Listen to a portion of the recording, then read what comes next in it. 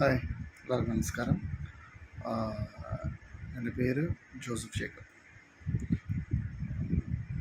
ഇന്നത്തെ ഒരു യൂട്യൂബിൽ കണ്ടിരുന്നു, ജെയിംസ് എന്നോ എന്തൊക്കെയോ പേര് വിളിച്ച് പറയുന്നു. പിന്നെ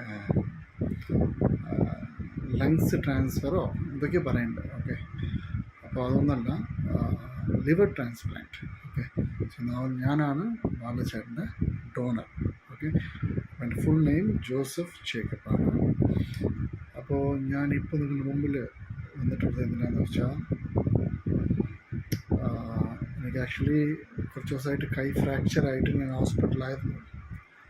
ഞാൻ വന്നിപ്പോൾ ഒരു 3-4 ദിവസമായിട്ടുള്ള ഇവിടെ.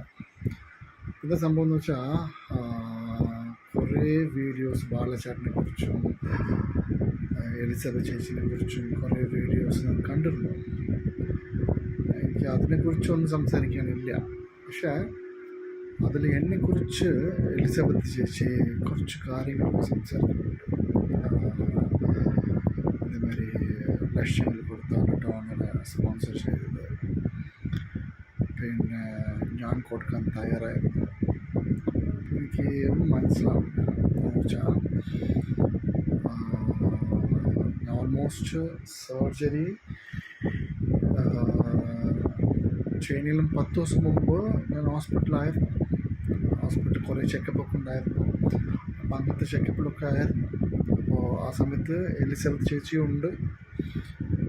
ചേച്ചി അന്നൊന്നും എൻ്റെ അടുത്തൊന്നും പറഞ്ഞില്ല ഇതിനെക്കുറിച്ച്. ഇതുപോലെ ഞാൻ കൊടുക്കാൻ റെഡിയാണ്, ഇത് സമ്മതിക്കില്ല എന്ന് പറഞ്ഞ് എൻ്റെ അടുത്ത് ഒന്നും സംസാരിച്ചിട്ടില്ല. ഇതിനെക്കുറിച്ച് എൻ്റെ സംസാരിച്ചിട്ട് പോലുമില്ല. ഓക്കെ, അങ്ങനെയാണെങ്കിൽ എനിക്ക് കൊടുക്കണമെന്നുണ്ടായിരുന്നില്ല, മനസ്സിലായോ? അപ്പോൾ അന്ന് പറയാത്ത ആളാണ് ഇന്ന് പറയുന്നത് ഞാൻ കൊടുക്കാൻ റെഡിയായിരുന്നു ലിവർ. പക്ഷെ ഇവർ ആരും സമ്മതിച്ചില്ല. ആസ് എ ഡോക്ടർ, ആളൊരു ഡോക്ടറാണ്.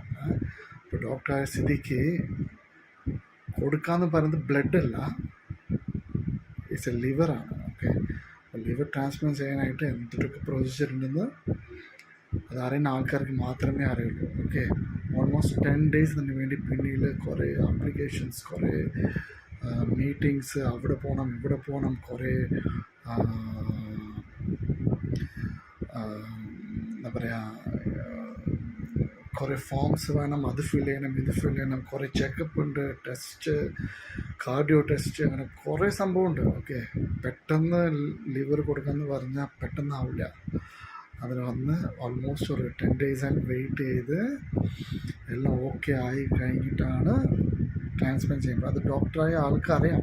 ഓക്കെ, ഇനി കുറച്ചുകൂടി പറയാൻ പോവുകയാണെങ്കിൽ, ആരും തെറ്റ് പറയുന്നില്ല കേട്ടോ. ബാലച്ചേട്ടൻ്റെ സൈഡും അല്ല, എലിസബത്ത് ചേച്ചിൻ്റെ സൈഡും അല്ല. ഓക്കെ, ആരും പറഞ്ഞിട്ടും ചെയ്യുന്നതും അല്ല. എന്നെക്കുറിച്ച് വീഡിയോയിൽ വന്നപ്പോഴാണ് ഞാൻ സംസാരിക്കുന്നത്. ഓക്കെ, എന്നെക്കുറിച്ച് അവിടെ സംസാരിക്കാനൊന്നുമില്ല. ലക്ഷങ്ങൾ കൊടുത്ത് മുടക്കി, എന്ത് ലക്ഷ്യം? എനിക്കറിയാത്ത ലക്ഷ്യം എന്താണ്? ഞാൻ ഇതുപോലും ചേട്ടൻ്റെ അടുത്ത് എൻ്റെ വായത്തോട് ഒരു കാര്യം ഞാൻ ചോദിച്ചിട്ടില്ല. ഓക്കെ, ചേട്ടൻ എനിക്ക് കുറേ കാര്യങ്ങൾ ചെയ്തിട്ടുണ്ട്.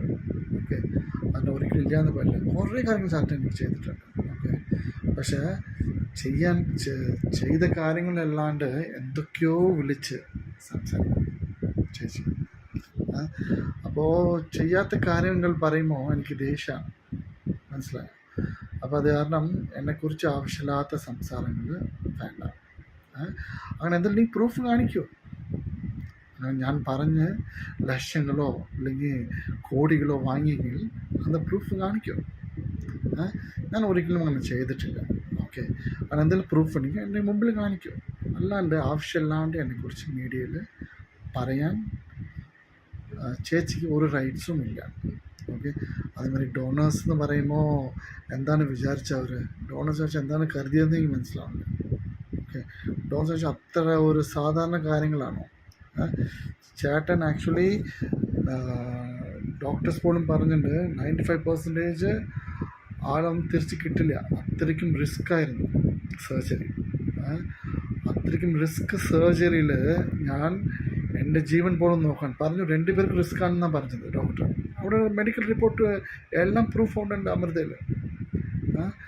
ഡോക്ടർ പറഞ്ഞ് കൊടുക്കുന്ന ആൾക്കും റിസ്ക്കാണ്, കിട്ടുന്ന ആൾക്കും റിസ്ക്കാണെന്ന് പറഞ്ഞ് എല്ലാം പറഞ്ഞ് ഞാൻ ഒന്നും എന്താ പറയുക, എൻ്റെ ലൈഫ് പോലും നോക്കാണ്ട് ഞാൻ വന്ന് കൊടുത്തിട്ട് ഇപ്പോൾ വന്ന് ഞാൻ കൊടുക്കാൻ റെഡി ആയിരുന്നു എന്ന് പറയുമ്പോൾ നിങ്ങൾ ആരെങ്കിലും ഒന്ന് ഓർത്ത് നോക്ക്, ഈ വിഷമം ഉണ്ടാവില്ല, നിങ്ങൾ തന്നെ ഓർത്ത് നോക്ക്. ഓക്കെ, ചിലപ്പോൾ എൻ്റെ മലയാളത്തിൽ കുറച്ച് ഡിഫറൻസ് ഉണ്ടാവും. ഞാൻ ചെന്നൈയിലായിരുന്നു, എൻ്റെ മലയാളത്തിൽ കുറേ ഡിഫറൻസ് ഉണ്ടാവാം. ഓക്കെ, അപ്പോൾ എനിക്ക് ഇങ്ങനെയൊക്കെ പറയുമ്പോൾ എനിക്ക് ഭയങ്കര ഒരു എന്താ പറയുക, കൊടുക്കണ്ടായിരുന്നു ഒന്നും ഒരു തോന്നൽ. ഓക്കെ, ഒരിക്കലും ഒന്നും പ്രതീക്ഷിച്ച് ചെയ്തതല്ല ഒരു കാര്യം. ഓക്കെ, ഇങ്ങനെയൊക്കെ പറയുമ്പോൾ നമുക്ക് ആകെ വിഷയം. കുറേ പേര് ചോദിക്കാണ്, ഇതെങ്ങനെ പറയണം അങ്ങനെ പറയണം എന്നൊക്കെ ഓരോ ആൾക്കാർ ചോദിക്കുമ്പോൾ അതാണ് മെയിൻ ചെയ്യുന്നത് ഈ വീഡിയോ.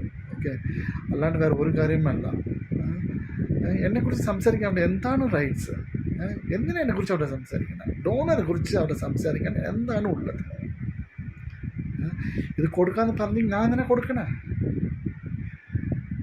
ടിൽ നൗ എൻ്റെ മേത്ത് ഒരു കത്തി പോലും വയ്ക്കാത്ത ആള് എൻ്റെ മേത്ത്. ഓക്കെ, ഞാൻ എല്ലാം ഓക്കെ എന്ന് പറഞ്ഞ് ഞാൻ തന്നെ കൊടുക്കണേ. ആ സമയത്ത് ആൾ ഓക്കെ ആണെങ്കിൽ